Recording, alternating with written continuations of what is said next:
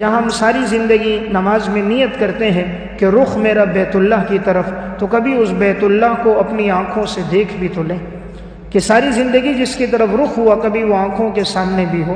اور انسان اگر صدق دل کے ساتھ نیت کرے، اسباب اللہ پیدا فرما دیتا ہے۔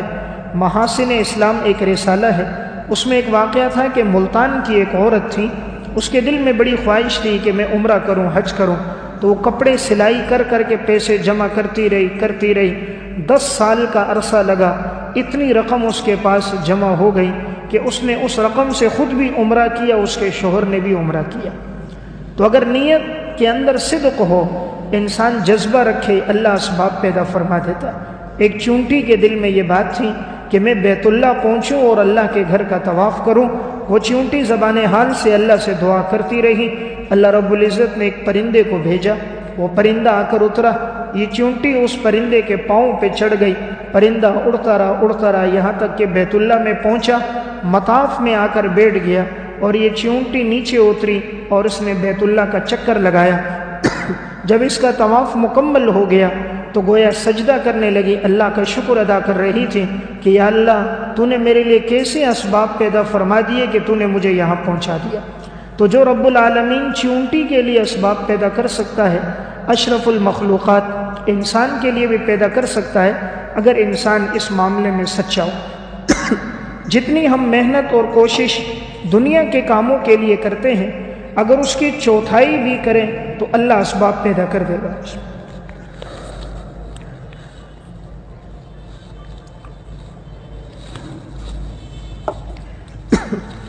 دنیا کے کام کاج کے لیے انسان بڑا اہتمام کرتا ہے، اگر وہ اس کے لیے بھی اہتمام رکھے تو اللہ توفیق دے دیتا ہے۔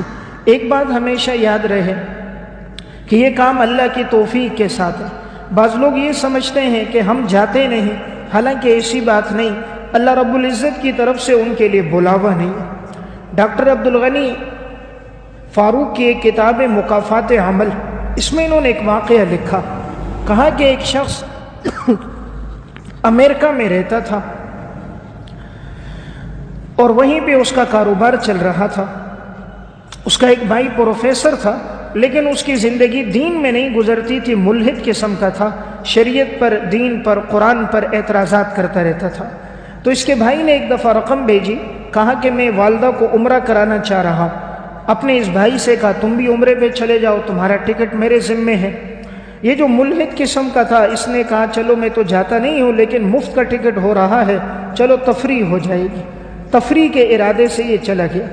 جیسے ہی وہاں پر پہنچا، چونکہ دل میں ارادہ نہیں تھا، صدق نیت سے آیا نہیں تھا، جیسے ایئرپورٹ پہ اترا وہیں پر بیمار ہو گیا۔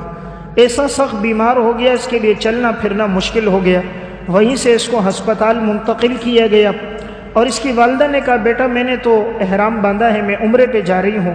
والدہ نے عمرہ بھی کر دیا، عمرے کے بعد ملنے آئی تب بھی یہ بیمار۔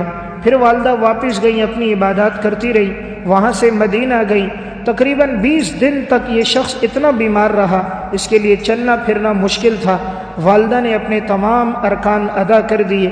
20 دن کے بعد اب اس کی واپسی تھی، تو وہیں سے واپسی ہوئی تو اللہ نے اپنے گھر کا دروازہ گویا اس کے لیے کھولا ہی نہیں، بیت اللہ تک جانے کی اسے توفیق ہی نہیں ملی، نہ عمرہ کرنے کی، نہ بیت اللہ پہ نگاہ ڈالنے کی۔ تو انسان کبھی یہ نہ کہے کہ میں نہیں کرتا، یہ سب کچھ اللہ کی توفیق سے ہوتا ہے۔ اللہ نے وہاں بلا کر بھی محروم کر دیا، وہاں لے جا کر بھی اللہ نے اپنا گھر نہ دکھایا، 20 دن تک بیماری میں رکھ کے اللہ نے واپس لوٹا دیا۔ اسی طرح ایک ٹیکسی ڈرائیور تھا جو بیت اللہ کے ارد گرد ٹیکسی چلایا کرتا تھا، اور وہاں سواریوں کو لے کر جاتا تھا، کبھی ایک جگہ کبھی دوسری جگہ، مسجدوں کی زیارتیں کرواتا۔ تو ایک شخص اس کے ساتھ بیٹھا اور اس نے کہا تو بڑا نیک بخت انسان ہے، تیری تو نمازیں مسجد حرام میں بیت اللہ میں ادا ہوتی ہیں، جہاں ایک ایک نماز کا 1,00,000 ثواب ہے، تو نے تو بڑا اجر و ثواب کما لیا ہوگا۔ اس شخص نے آگے سے کہا مجھے ٹائم نہیں ملتا بیت اللہ میں جانے کا، میری مصروفیت زیادہ ہے۔ کہا کتنا عرصہ ہو گیا؟ کہا 24 سال ہو گئے میں یہاں پہ ٹیکسی چلا رہا ہوں۔ کہا کتنے حج کیے؟ کہا کوئی حج نہیں کیا۔ کتنے عمرے کیے؟ کوئی عمرہ نہیں کیا۔ کہا مسجد حرام میں کتنی نمازیں پڑھی؟ کہا مصروفیت زیادہ ہے، کبھی بیت اللہ کو دیکھنے کا موقع نہیں ملا۔ 24 سال میں ارد گرد ٹیکسی چلاتا رہا، لیکن اللہ نے اپنے گھر کا دروازہ اس پہ بند رکھا۔ انسان یہ کہتا نا میں جاتا نہیں ہوں، انسان کی کیا مجال ہے، اللہ ہر ایک کو اپنے گھر بلاتا نہیں ہے۔ ورنہ مسجد میں اذان کی آواز لگتی ہے، چوکوں پہ سب کھڑے ہوتے ہیں، بازار میں سب کھڑے ہوتے ہیں، لیکن ہر ایک کو اللہ اپنے گھر نہیں بلاتا، اسے ہی بلاتا ہے جس سے رب العالمین محبت کرتا ہے۔